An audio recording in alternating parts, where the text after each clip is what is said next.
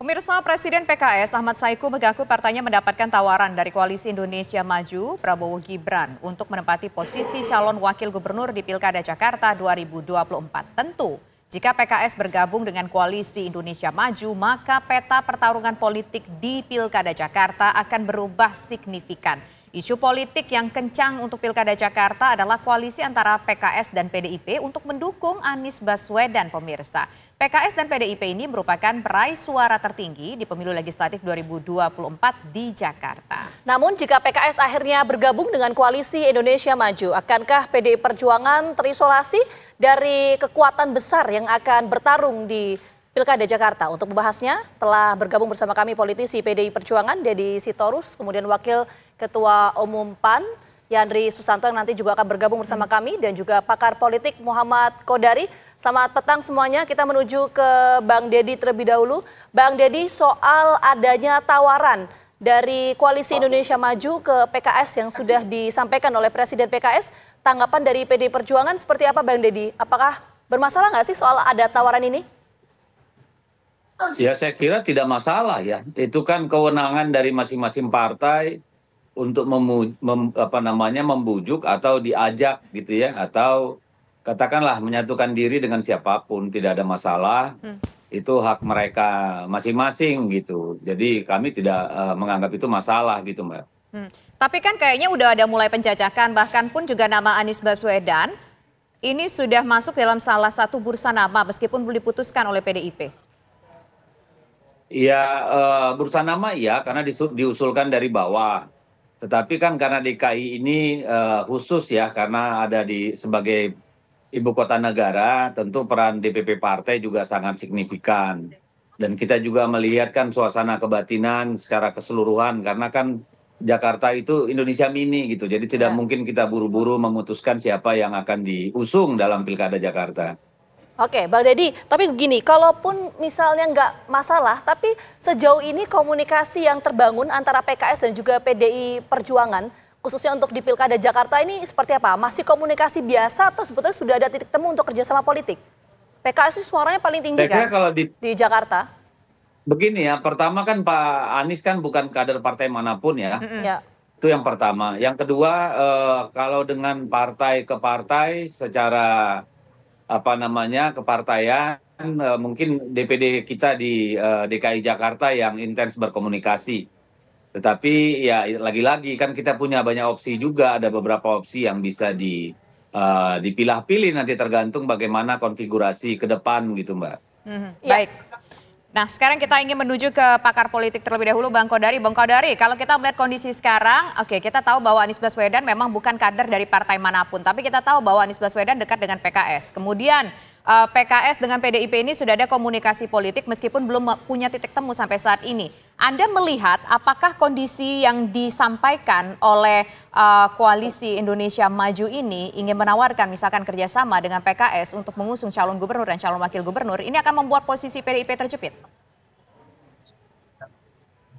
Pertama, Koalisi Indonesia Maju mengajak PKS rasanya cukup wajar, bisa dipahami karena PKS kan partai politik pemenang legislatif di DKI Jakarta. Yang kedua, semua mengakui bahwa PKS memiliki mesin politik yang kuat ya, apalagi di daerah perkotaan seperti di Jakarta ini. Soal apakah kemudian setelah PKS nanti bergabung dengan Koalisi Indonesia Maju lalu Anies Baswedan tidak bisa maju, menurut saya sih sebetulnya belum bisa disimpulkan dari sekarang. Per hari ini memang dari PDI Perjuangan Jakarta sudah mengajukan Anies, tapi kan belum tentu disetujui oleh DPP. Bu Mega kan saya dengar baru senyum-senyum aja tuh mendengar usulan nama Anies Baswedan. Per hari ini kelihatannya yang sudah cukup pasti justru dari PKB. Nah, kalau kita lihat kursi DPRD DKI Jakarta yang 106 dan syarat untuk maju calon gubernur itu adalah 20%, maka kan 106 itu sekitar 22 kursi itu baru memenuhi syarat 22%. Jadi kalau PKB punya 10 kursi, lalu PDI misalnya punya 15 kursi, sebetulnya tanpa PKS pun kalau PDI berkoalisi dengan PKB udah bisa mengajukan Anies, karena perolehan mereka kalau digabung 22 kursi, sementara syaratnya adalah 22 kursi, begitu. Jadi sebetulnya kalaupun misalnya nanti PDI Perjuangan mengajukan Anies Baswedan, tanpa PKS pun sebetulnya pada hari ini sudah ada PKB gitu loh. Jadi sebetulnya bisa-bisa saja untuk tetap maju di DKI Jakarta. Oke. Begitu analisa dari saya. Oke, nanti kita akan bicara lebih lanjut soal positioning dari PKS sebagai partai pemenang legislatif di Jakarta. Tapi kita coba sapa dulu, ada Wakil Ketua Umum PAN, Bang Yandri Susanto. Bang Yandri, Presiden PKS sudah menyampaikan bahwa ada tawaran dari Koalisi Indonesia Maju kepada PKS untuk kemudian bergabung. Itu betul, Bang Yandri? Ya, Jakarta ini kan memang daerah yang sangat menarik untuk diperbincangkan. Dari 38 pemilihan gubernur, saya kira Jakarta tetap menjadi magnetnya untuk Pilgub. Nah, oleh karena itu manuver atau kompromi-kompromi, kemudian wacana-wacana itu masih sangat terbuka memang, termasuk ya kalau ada PKS bilang ada tawaran dari Koalisi Indonesia Maju, saya kira itu sah-sah saja. Dan memang dari Koalisi Indonesia Maju sekarang sedang mematangkan siapa calon yang akan diusung, kemudian wakilnya siapa, itu akan kita matangkan dalam waktu dekat. Jadi para ketua umum parpol di Koalisi Indonesia Maju memang sering ketemu, termasuk tim pilkada masing-masing dari para tim pilkada dari Koalisi Indonesia Maju terus memperbincangkan siapa pasangan yang akan maju di Pilgub DKI Jakarta. Misalkan PAN sudah mendorong Ridwan Kamil. Nah, tapi wakilnya siapa?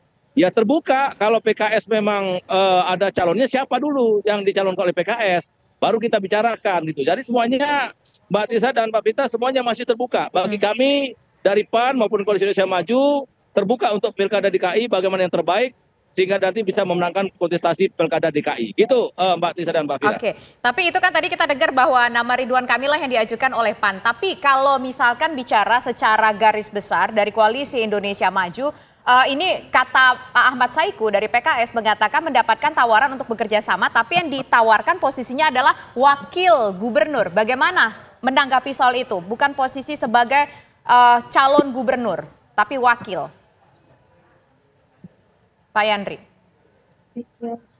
Halo Pak Yandri, bisa mendengar kami? Iya, makanya saya bilang tadi, bisa, makanya saya bilang tadi, itu kan masih semuanya wacana, Mbak. Jadi kita juga perlu duduk bersama gitu loh. Apakah tawaran dari Koalisi Indonesia Maju itu bisa direspon baik dengan PKS, kemudian bisa disetujui, itu kan masih jauh itu. Jadi masih panjang waktunya. Oke, Bang Yandri, tapi betul ya, ada tawaran itu memang betul ya, meskipun nanti terrealisasi atau enggak, tapi tawaran itu ada, proposal politik itu ada yang diajukan oleh Koalisi Indonesia Maju ke PKS. Itu dulu fokus kita.